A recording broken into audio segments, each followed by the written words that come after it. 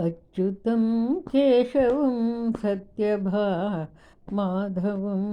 अच्युतं केशवं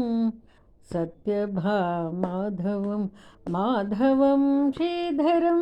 राधिकाराधितं इन्दिरामन्दिरं चेतसा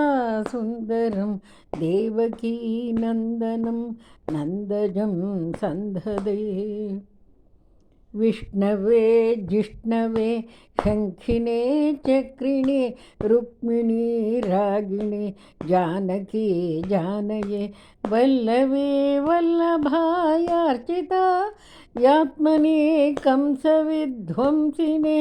वंशिने ते नमः कृष्णगोविन्द हे रामनारायण